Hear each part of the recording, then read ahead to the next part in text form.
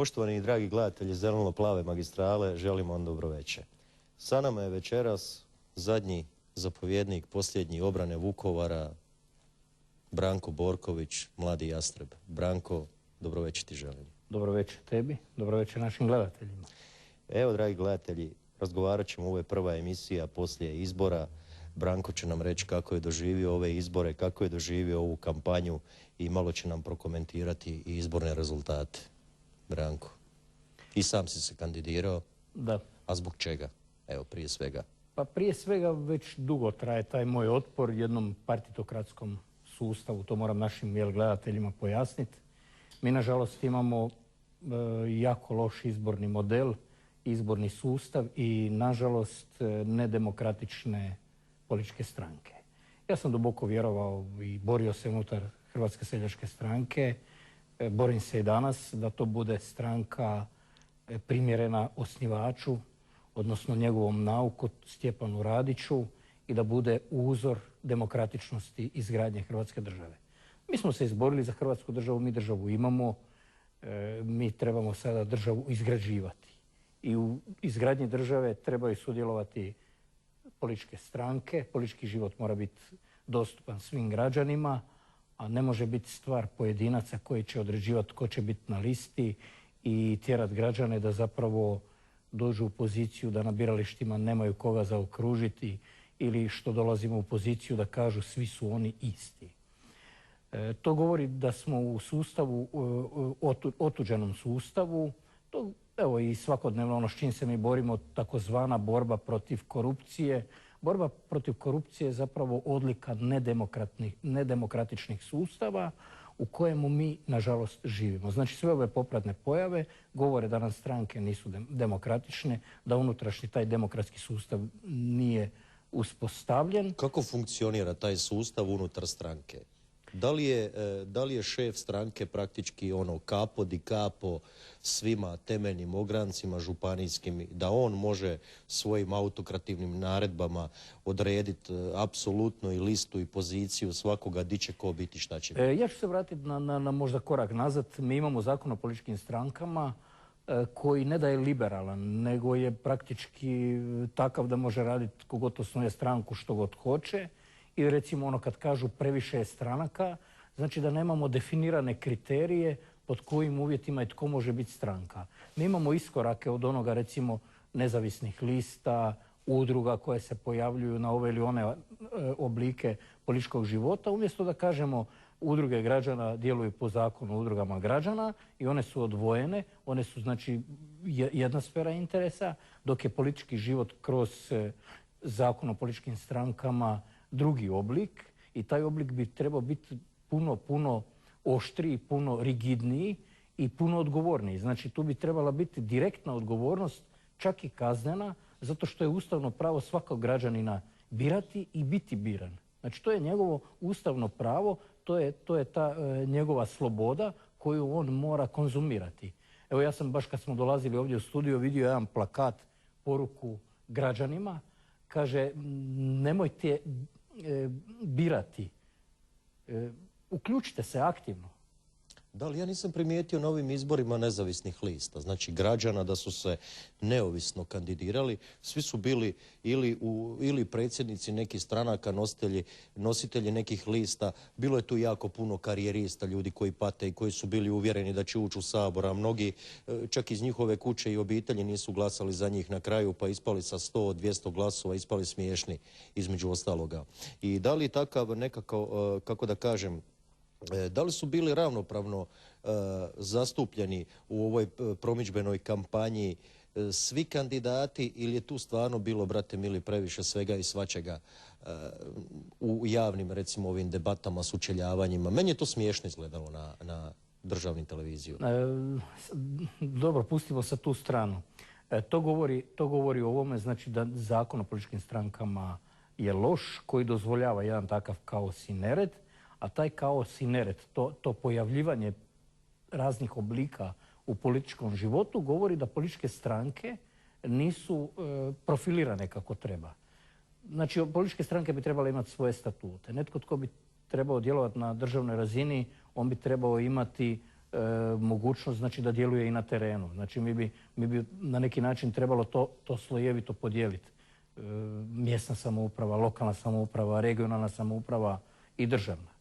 U tom slučaju, recimo, kad bi imali na taj način kriterije, takve stvari se ne bi događale i ako bi stranke omogućile građanima, znači tko god želi se politički baviti politikom u Hrvatskoj, da uđe u neku stranku, da on u toj stranci ima bilo gdje na zidu ili na internetu ili javno vidno na koji način i kojim sposobnostima i po kojim kriterijima on unutar te stranke može napredovati do pozicije da bude izabran u parlament.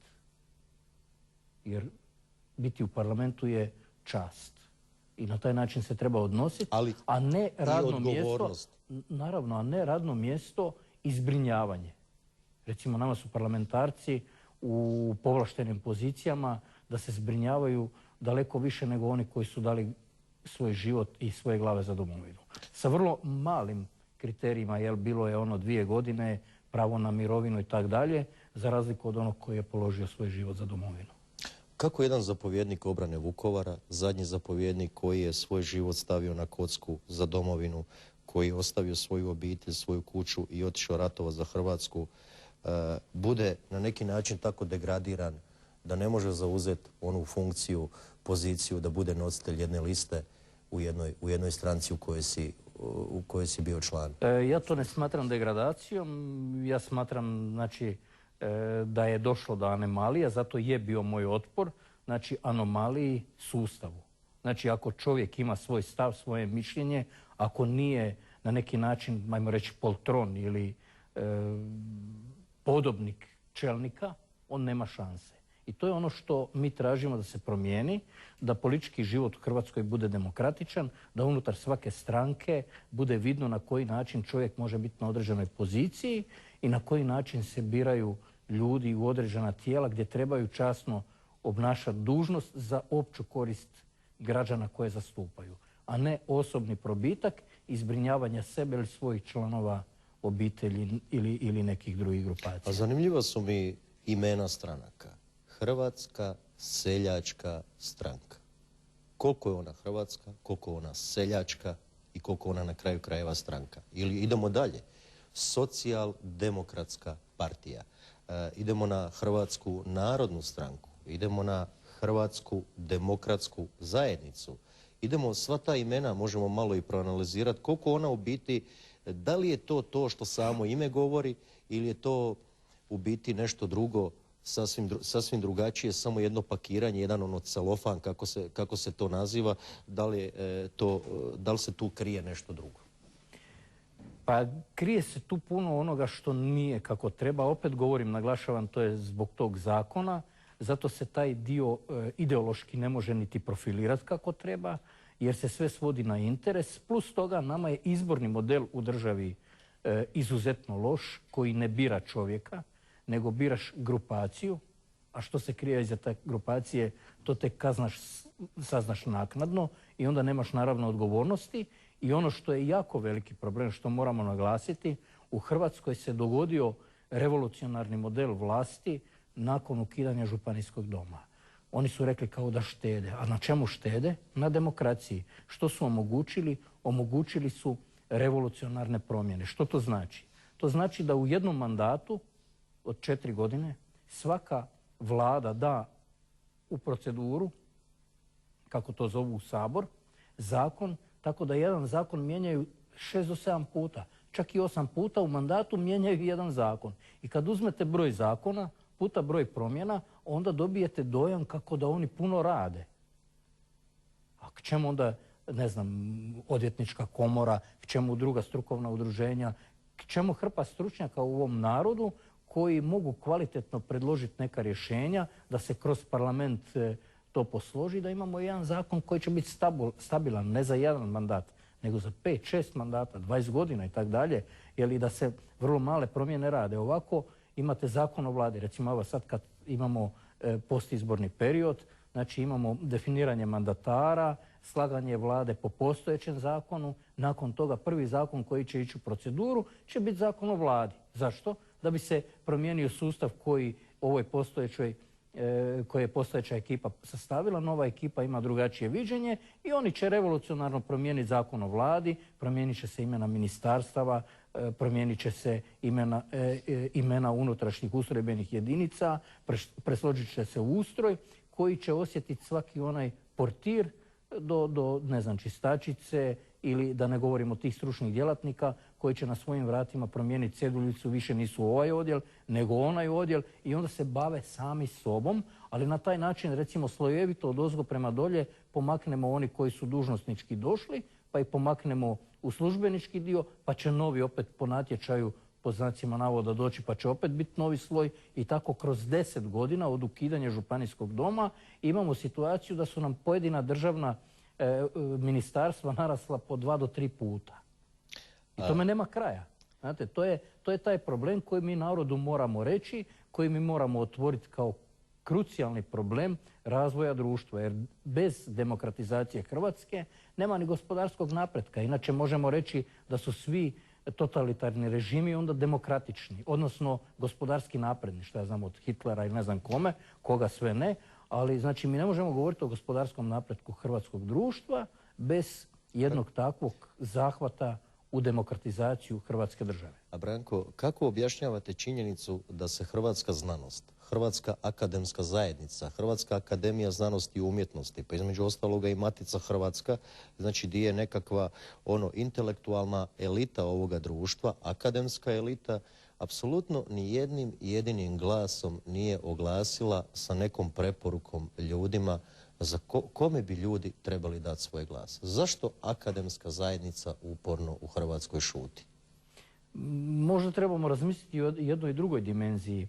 Svi su oni ovisnici o toj istoj vlasti kroz proračun gdje dolaze u poziciju da li će, ako se zamjere, moći funkcionirati ili neće. I to je vrlo veliki problem naše i akademske zajednice i cijelog društva. Znači, dolazimo čak do ucjenivačkih pozicija. Ali zato velim, jednim ovakvim iskorakom, znači redefiniranje izbornog sustava, zakona o političkim strankama, dvodobnim parlamentom da se spriječi ovakva revolucionarna promjena kakva se sad radi, mi bi došli u poziciju da je proračun kao dokument obavezujući za vladu. Da vlada polaže računa parlamentu, a ne da mu daje naloge kako će izglasati. Što je situacija? Čim ima većinu, oni odu određena elita ode u izvršnu vlast, u Saboru imamo samo dizače ruku i oni dobe nalog bez ikakvih pogovora, eventualno tu i tamo neko usklađivanje ili usaglašavanje, oni dignu ruke i zakon se donese.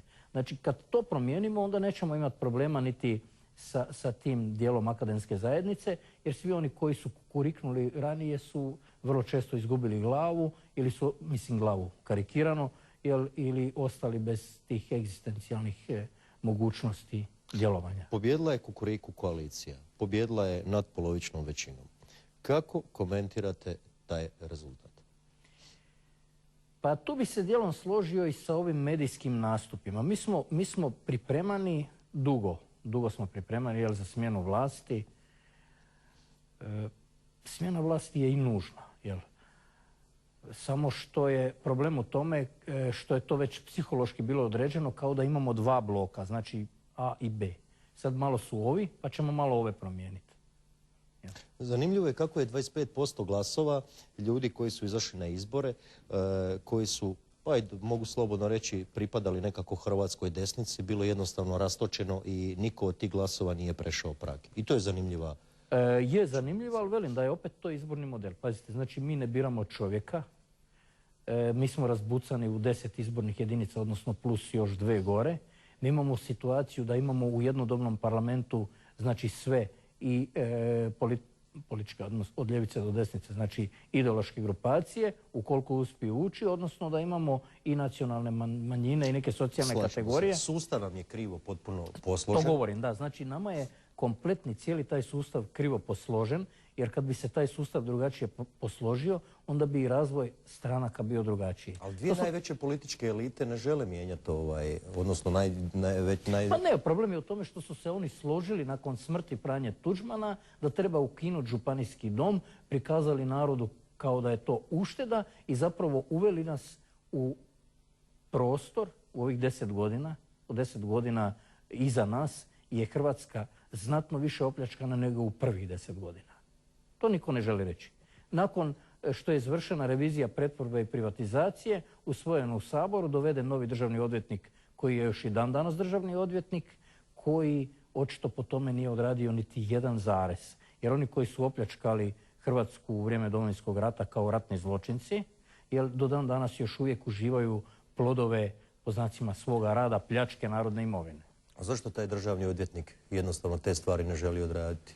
Po vama, vaše mišljenje? Ja upozoravam da taj isti državni odvjetnik nije podigao optužnicu odnosno istragu za Ovčaru, i ne samo on, nego ni svi oni prije njega. Da taj isti sustav, bilo da je to policijski ili državno-odvjetnički, nije pokrenuo istrage o ratnim zločinima na teritoriji Republike Hrvatske, da nije surađivao s Haškim tribunalom vezano za progone ratnih zločinaca koji su Hrvatsku uništavali. Jel? I onda se žalimo kao zašto su zločinci blago suđeni, tipa, ne znam, Mladića, Karadžića sad, odnosno da ih ne nabrajam, ili ove trojke vukovarske i tako. Jel? To je zbog toga što ta ekipa, evo, to smo vidjeli i sad, moram to izreći kako god to našim gledateljima zvučalo ili ne, ali ako je hrvatski problem, ne znam koliko milijuna kuna HDZ-ovih novaca iz Crnog fonda, onda smo mi sretan narod. Ili, ono, po meni, to je pokušaj sotonizacije, recimo, jedne političke stranke, a bez odgovornosti i odgovornih čimbenika, a još gore da ni oni koji su stvarno pokrali državu i doveli u poziciju još uvijek su na slobodi. Ili im nije oduzeta imovina, a bili su čak i u zatvorima. Da, evo, dosta ljudi priča ovako po terenu i u krugovima gdje se krećemo oba dvojica, da je praktički državno odvjetništvo odredilo i odradilo 95% ove predizborne kampanje praktički. Jedne hapseći, druge oslobađajući. Da, ali to je krivica HDZ-a koji ga je podržao, bez obzira što smo mi upozoravali na tog čovjeka da ne izvršava osnovnu funkciju, da ne štiti ustavno-pravni poredak Republike Hrvatske i nas kao građane, nego nas dovodi u ovakvu poziciju. Ja sam na odboru za ratne veterane kao član, vanjski suradnik tog odbora, na jednom od tih iniciranih sastanaka zahtijevao odgovore na predmete koje smo mi podnijeli još prije 10-12 godina. Odgovorili su mi mrtvo hladno da su u obradi. To je stravično, da su predmeti koji su ratni zločin počinjen nad nama u obradi. Znači, pitanje što oni rade. Da, uistinu. Ako je zločin ono što se dogodio u Vukovaru, a zločin je... I u Vukovaru, i nakon Vukovara vezano za... i svega da, ostaloga. naravno i cijelom teritoriju Hrvatske, ali i pljačka narodne imovine. Znači, to je kroz reviziju pretvorbe i privatizacije velikim dijelom obrađeno, načeto, stoji kod njega u ladicama. Ko će njega procesuirati zato što ne radi svoj posao? A parlament bi trebao poduzeti pitanje odgovornosti i po meni bi trebao postaviti pitanje nakon razrješenja takvih ljudi koji očito ne izvršavaju svoje temeljne funkcije, njihovu kaznenu odgovornost. Svak treba odgovarati za ono za što je postavljen, uključujući i njega, isto tako i policijski aparat koji je vrlo često represivan. Evo, ja mogu reći kako prema građanima nastupaju, ili recimo niz tih inspekcijskih službi koji su u funkciji represivnog aparata umjesto pomoći građanima.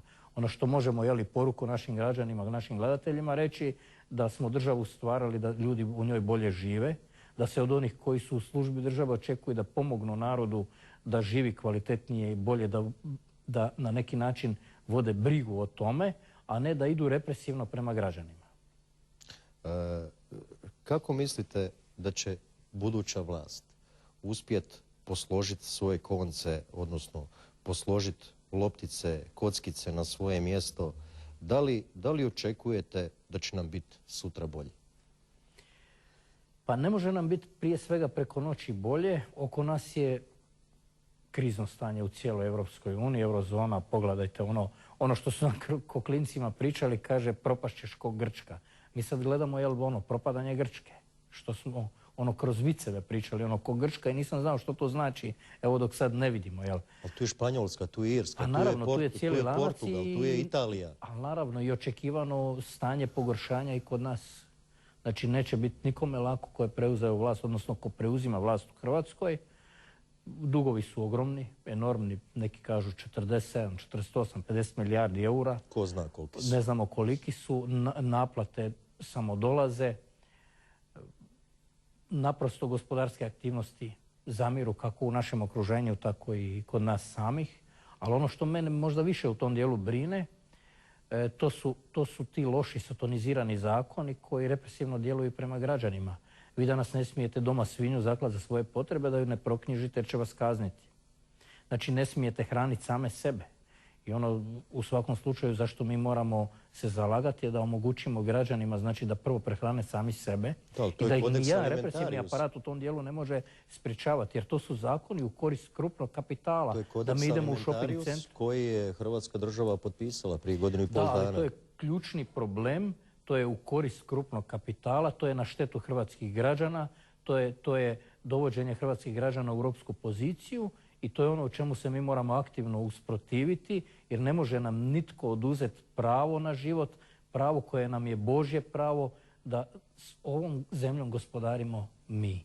Znači da ne mogu ja ugrožavati ni tebe, ni svog susjeda, sve, ali isto tako da svaki od nas ima pravo znači proizvesti hranu, pristupima vodi, onim osnovnim životnim potrebama kao i potrebama zajednice. To nam ne može nitko oduzeti i nema pravo s time trgovati. Tome se moramo aktivno usprotiviti. Kratko, da li ste za ulazak u Europsku uniju ili ne? Da ili ne se odnosi na sljedeće. Pod ovim uvjetima, pod kojima nas guraju i ono što žele s nama, apsolutno ne. Apsolutno ne. Da. Sad ćemo malo razgovarati o tome. Zašto ne? Zato što je niz tih provedbenih stvari na štetu Hrvatske države i hrvatskog naroda i hrvatskih građana. Znači mi ne želimo biti ničiji robovi. Mi smo mali narod na poziciji koja je prekrasna, koja je lijepa i koja je poželjna. Znači ne želimo biti prostor gdje će se mijenjati nacionalna struktura nasilnim kvotama naseljavanja, gdje će se mijenjati pozicija načelnika, gradonačelnika, lokalnih vlasti prema vlasništvu nad nekretninama, gdje će nam se limitirati, ograničavati i uvjetovati kako i na koji način ćemo gospodariti svojim prirodnim resursima i na koji način ćemo živjeti. Između ostaloga i kako ćemo voditi svoju monetarnu politiku i kako ćemo štititi svoje nacionalne interese. To je jedan od isto tako vrlo bitnih segmenata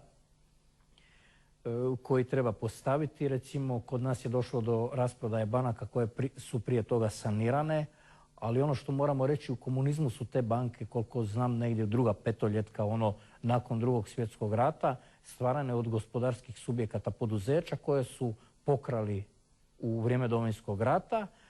Drugim riječima, sad su te banke u poziciji da ucjenjuju onog koga je stvorio. Znači, promijenjena je pozicija. Znači da duplo zapravo mi otplaćujemo teret onog što je opljačkano iz tih banaka. Kakva je analiza vaša, znači onoga sustava u kojem smo živjeli od 45. do 90.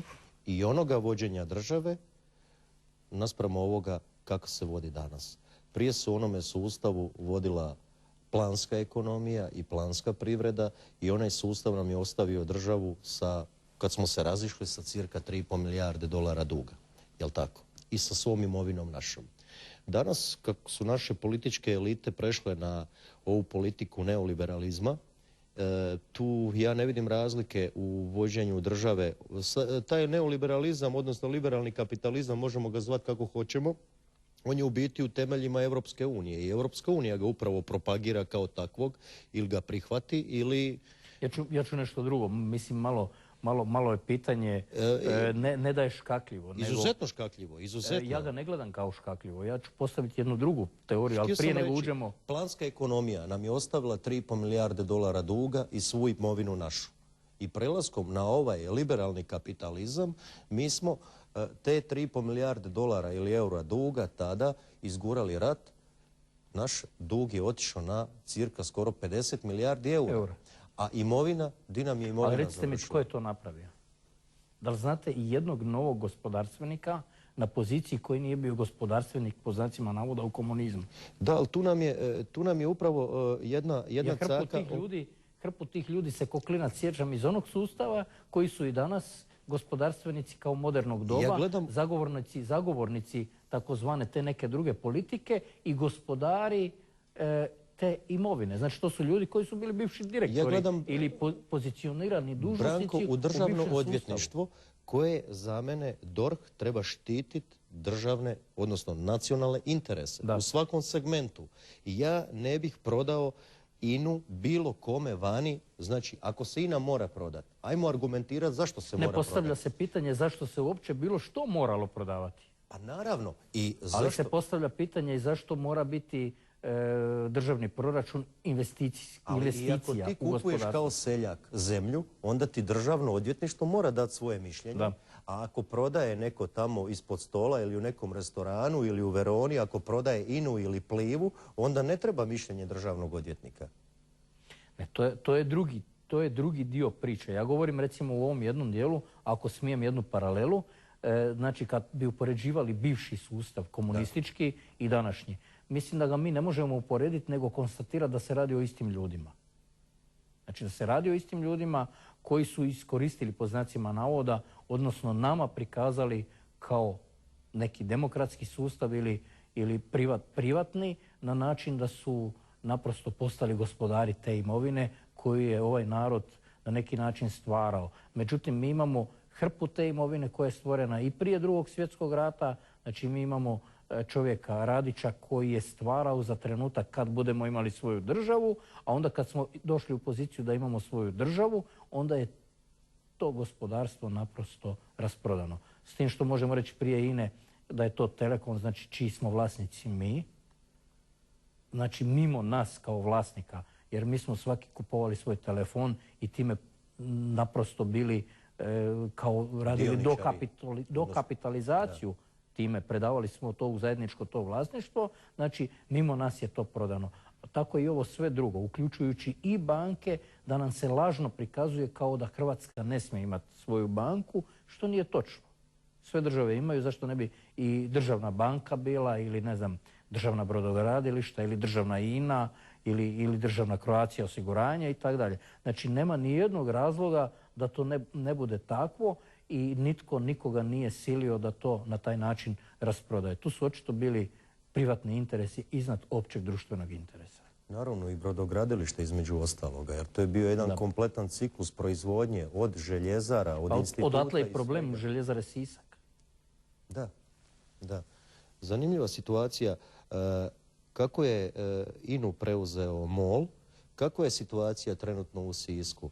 Oni su se obavezali i uložiti u tu rafineriju u Sisak, između ostaloga, da će se modernizirati pogoni i svašta da će se tamo... Da, odatle i ta priča o zagađenju, jer oni bi htjeli sad zagađenje riješiti na način da ugase rafineriju, a ne da ulože u nju. Što je ono kao priča o ekologiji, zapravo je gašenje radnih mjesta tih ljudi koji tamo žive. To je i sa željezarom i sa niz drugih tih gospodarskih subjekata koji na taj način nasilno ugase i prebace proizvodnju negdje drugdje. Znači sve naše gospodarske subjekte gase, a ono što je problem, nas pretvaraju u sirovinsku bazu. Oni crpe našu naftu, oni crpe našu vodu. Recimo, evo pogledajte strane kamione koji voze naše drvo, jer sječe se trupce i odvozi se ih van. Evo danas sam gledao kako utovaraju u Dugom Selu trupce s kamiona u vlakove. Zanimljivo kako u izbornoj godini se u Rijeci sam gledao prije mjesec dana u brodove. Čuo sam čak da u Kinu izvoze recimo hrast, trupce hrasta u Kinu izvoze. Poštovani gledatelji, vraćamo se nakon bloka propagandnih poruka kada ćete se i vi moći uključiti u emisiju, postaviti pitanje Branku. Možemo na reklame.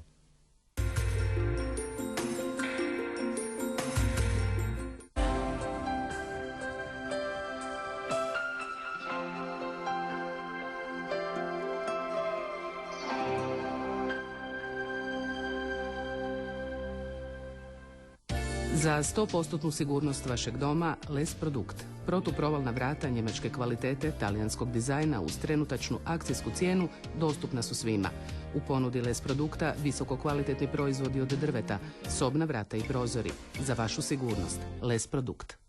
Ne bacajte auto olupinu u prirodu, nego zaradite. Plaćamo za auto olupine, besplatno ih odvozimo i stručno recikliramo. Nazovite odmah besplatni telefon 0800 0204 ili prijavite auto olupinu na www.recikliranje.hr. Imajte čistu ekosavjest. CIOS Grupa, vaš partner u očuvanju okoliša.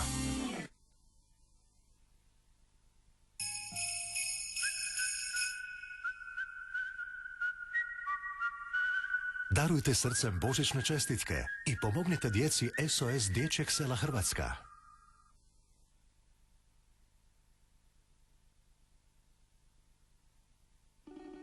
Predstavljamo vam zlatarsku radionicu Vrančić sa statusom tradicijskog obrta. Osim licitara i nakita s otoka Paga, Zlatarna Vrančić nudi izbor vjenčanog i zaručničkog prstenja, kao i veliki izbor božićnih poklona te otkup zlata po izuzetno povoljnim cijenama. Zlatarne Vrančić potražite u Zaboku na adresama Matije Gupca 33 i 67 ili na www.zlatarna-vrancic.hr. Adria Entertainment i Skardona ponosno vas pozivaju na gala koncert. Tomislav Bralić i Ne damo te pismo našo, Klapa Intrade. Spektakl koji ne smijete propustiti. Gosti, vokalni Dream Team, Oliver, Toni Cetinski, Nina Bakić, Zorica Konđa. Arena Zagreb, četvrtak, 8. prosinca u 20 sati.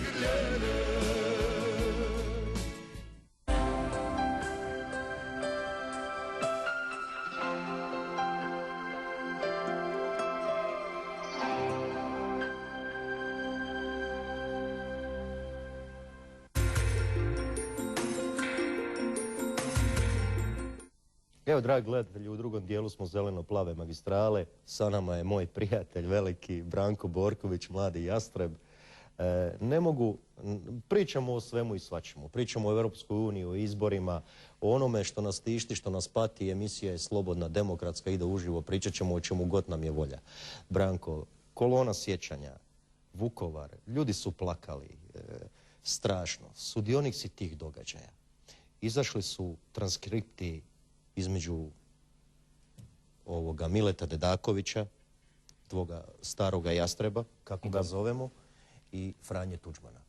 Koliko su ti transkripti, koliko si mogao vidjeti iz novina, koliko su oni autentični, koliko su oni točni? I da li je to istinito što se događalo? Ono što moramo reći našim gledateljima, to su razgovori Mile Dedakovića jastreba iz Vinkovaca i pokojnog doktora Franje Tuđmana, predsjednika Republike Hrvatske, iz Zagreba. Znači nije bila relacija Vukovar-Zagreb, nego Vinkovci-Zagreb, čisto da kažemo ono što je. To je dio dokumentacije koji je obrađen i koji je već bio u medijima u nekoliko navrata, koji je obrađivan u postupku, proceduri rada Manolićeve komisije. To je onaj dio priče koji već 20 godina zahtijevam da se istom procedurom stavi ad acta i da se otkloni sumnja od Vukovara, od obrane Vukovara, jer obrana Vukovara nije bila nikakva udbina igra, nego realnost totalnog rata u obrani Hrvatske države. Ono što sam naglasio, ako su bile udbine igre, mogli su biti u Zagrebu, ali nisu bile u Vukovaru. I u tom dijelu, znači, govoreći o svim drugim segmentima, mogu završiti s tim na način kak je komisija ta radila, štetu koju je donijela, na isti način zahtijevam i tražim. Svih ovih 20 godina nisam uspio u ovom sazivu. Vjerujem da ću u ovom narednom koji je sad sazvan. Ako ne, evo ja imam 50 godina sam napunio, još dovoljno vremena da pričekam dok ne istjeram istinu o obrani Vukovara na čisto, jer tu nema ni fame, ni mitologije, ni laži. Ono što mi svo vrijeme tražimo je istina i ta istina ne može biti kamen smutnje ni spoticanja u generacijama iza nas. Ona mora ostati tako čista, nedodirljiva u smislu da ne prljaju obranu Vukovara na način kao što neki pokušavaju, jer obrana Vukovara je spasila i spašava obraz Hrvatske države i pred Međunarodnim sudom u Hagu. Sveta obrana.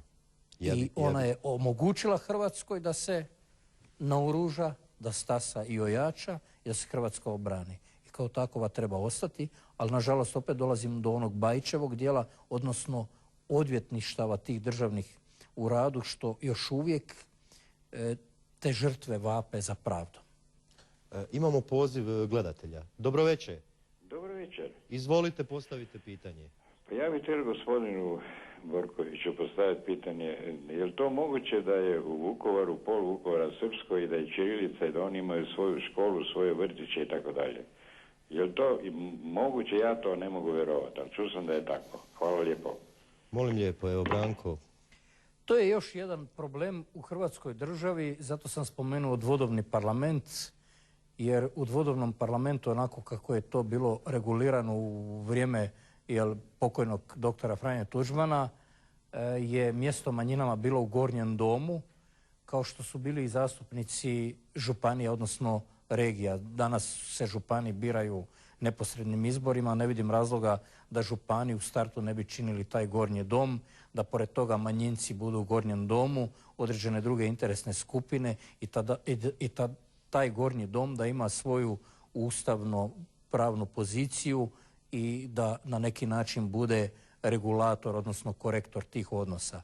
Ono što je problem u samom gradu Vukovaru danas je činjenica da se na krivi način primjenjuje manjinsko pravo, znači da su odvojeni vrtići, što ne bi smjelo biti. Vrtići su stvar lokalne zajednice, lokalne samouprave i trebali biti od osnivača, u ovom slučaju od grada Vukovara, a škole bi trebale biti jedinstveni državni program, što je još dodatni problem u Hrvatskoj, jer nažalost, evo vidite koliko roditelje gnjave s tim takozvanim biranjem udžbenika. Po meni u Hrvatskoj bi trebao biti jedan jedinstveni državni program osnovnih škola, srednjih prema strukovnom određenju ili već prema namjeni, ali osnovne škole, vrtići bi trebali imati jedinstveni program za cijelu državu, a manjinsko pravo je van i u okviru slobodnih aktivnosti, slobodnog izbora, a ne diskreciono pravo. Imamo poziv gledatelja. Dobro večer, izvolite. Dobro večer. Ja pozdravljam vas i vašeg gosta. Evo, htio sam komentirati o taj ulazak u Europsku uniju. Recite slobodno. Pa znate, teško je uopće doći, evo, ovo je sad prilika jedna, da se kaže koliko je teško ljudima koji ne mogu uopće izraziti svoje mišljenje o protivljenju ulasku u Europsku uniju. Mi smo totalno blokirani na sve moguće načine.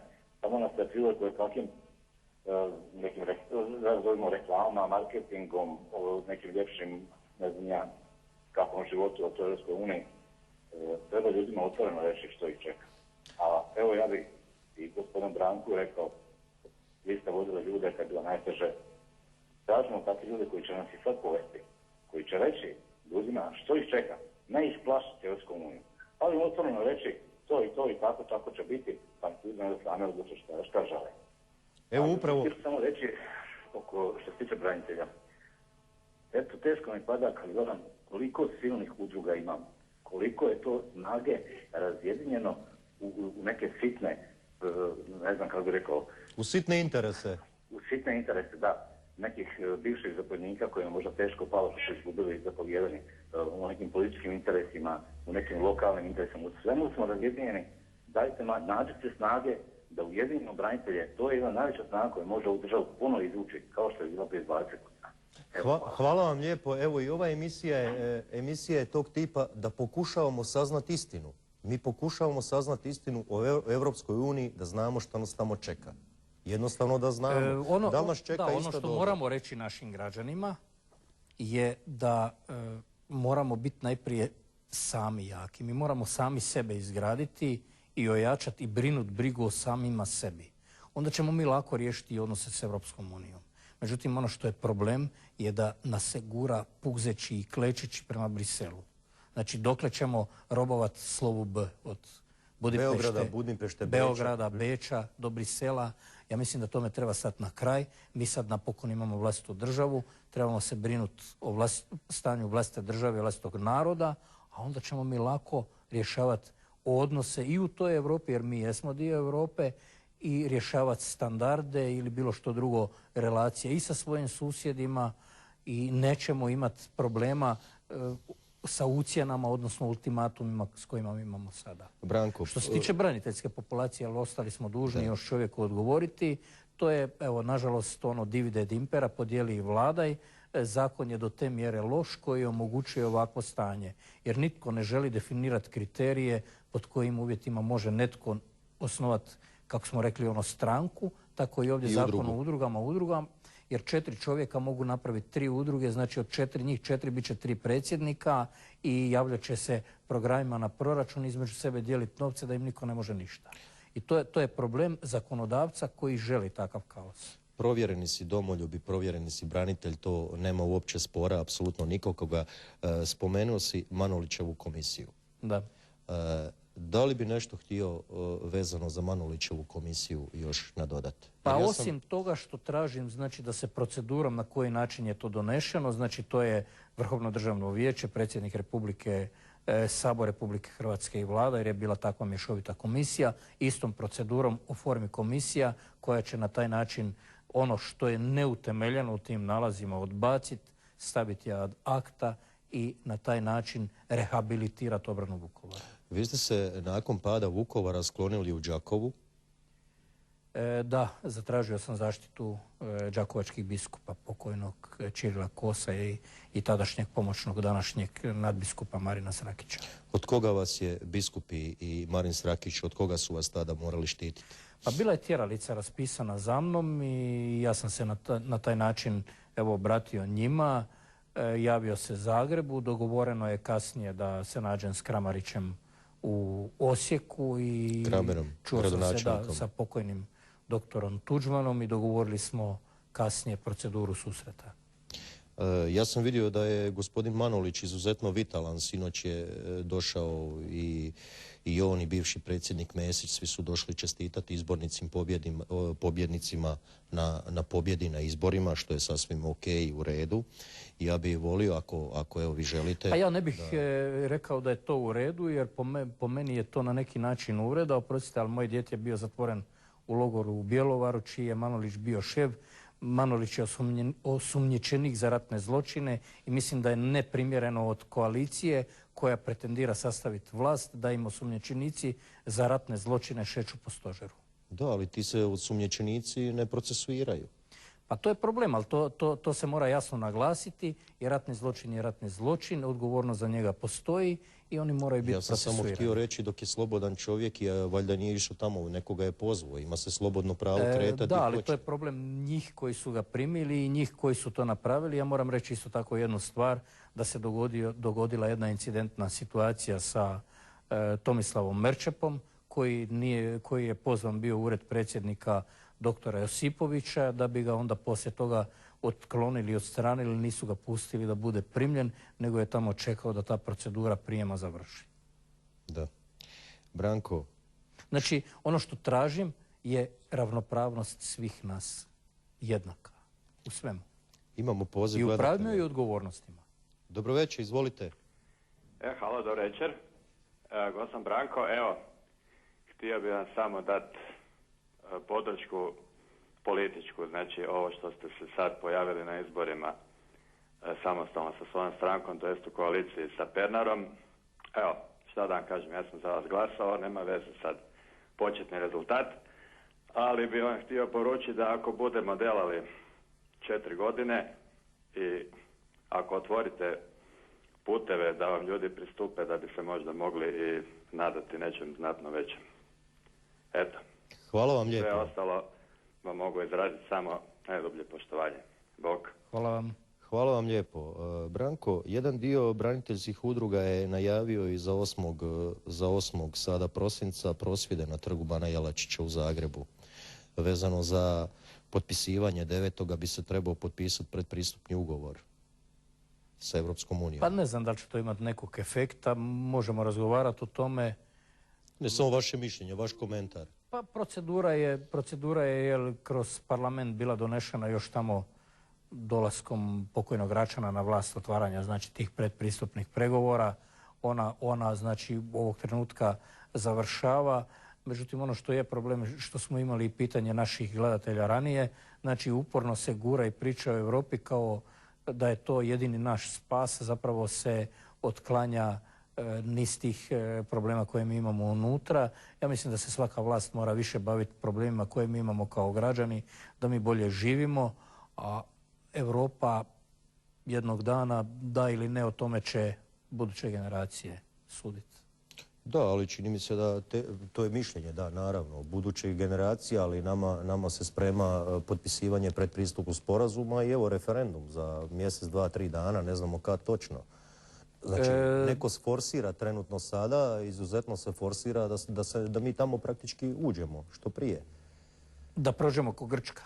Pa, ja ne znam. Znači, oni moraju u svakom slučaju obavijestiti ljude, medije. Najgore od svega može biti silovanje te demokracije. Ja sam to znači spomenuo.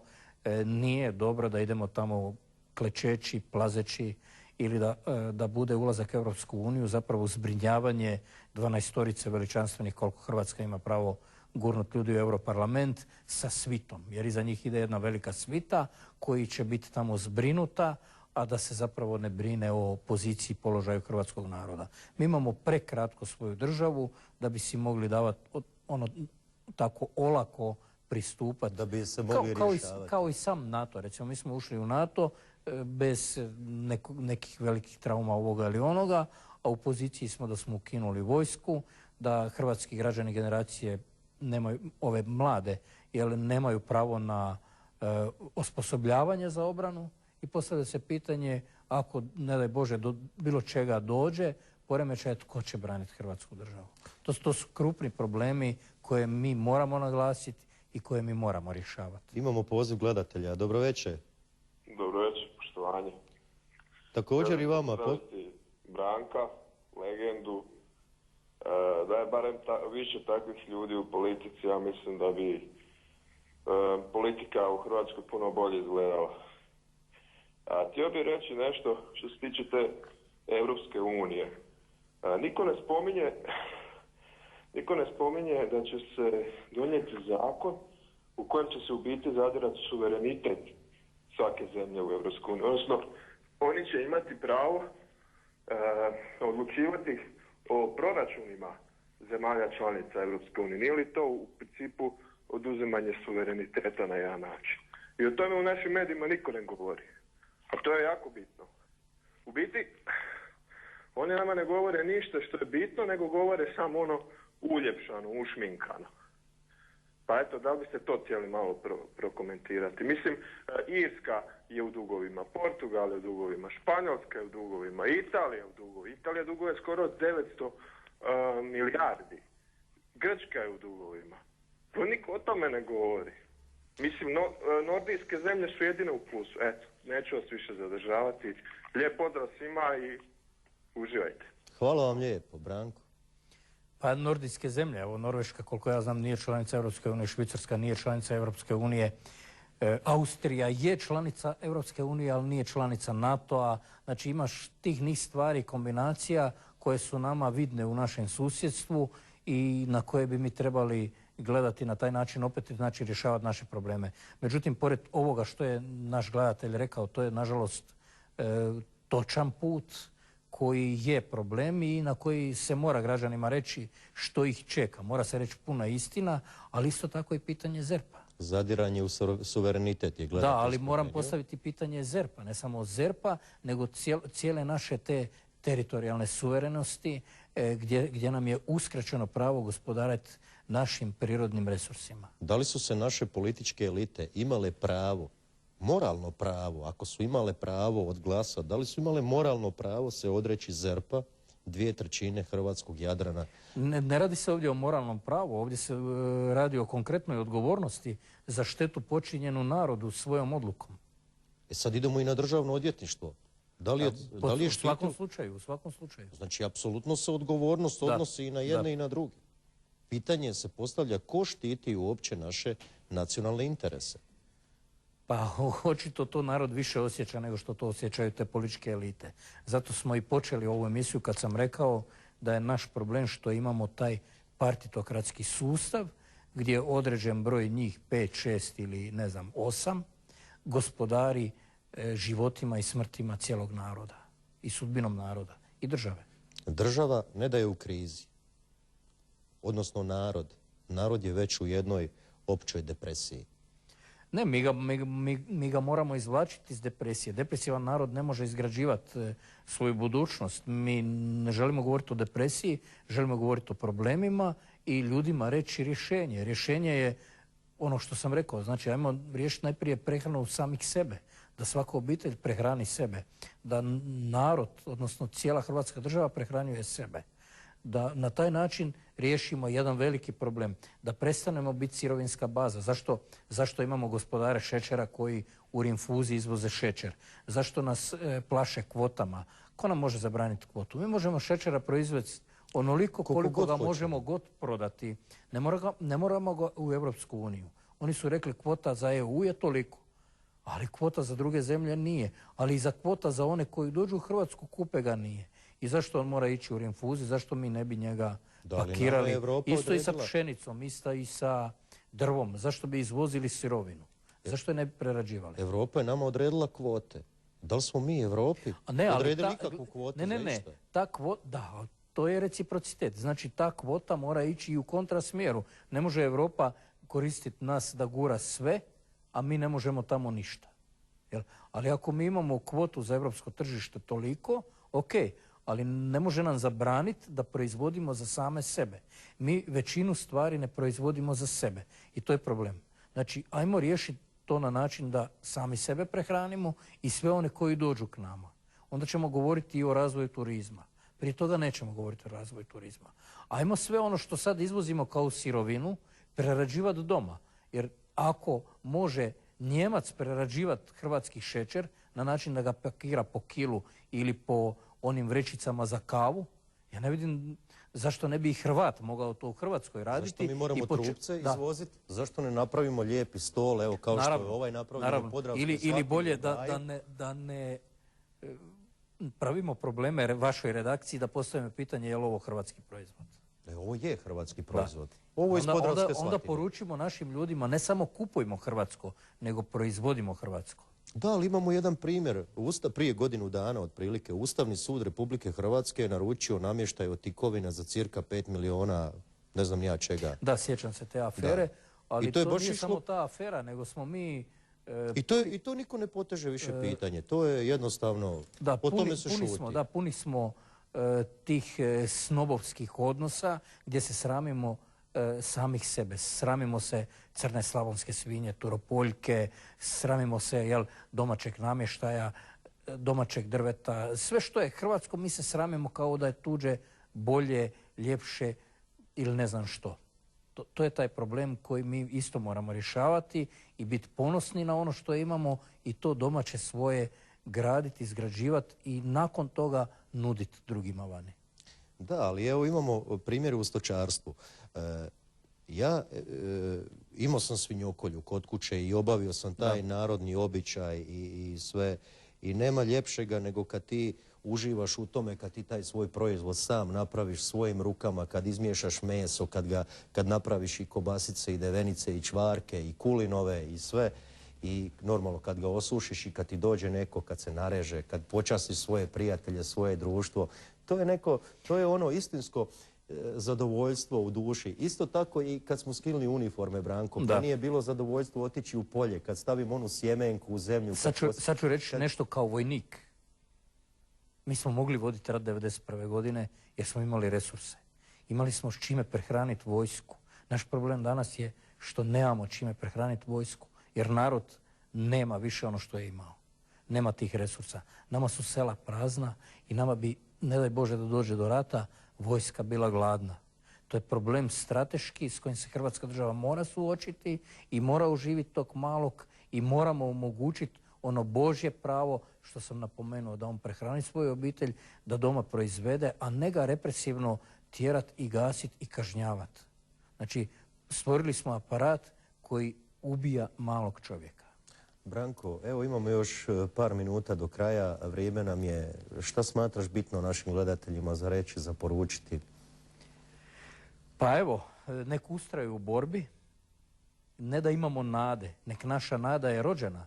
Znači to je 1 milijun glasača, 1 milijun ljudi koje je stasalo u Hrvatskoj državi, to je ta nada koja će sigurno znati bolje raditi nego što smo mi proživjeli ovu sudbinu pljačke, ali te probleme naše prošlosti moramo riješiti mi.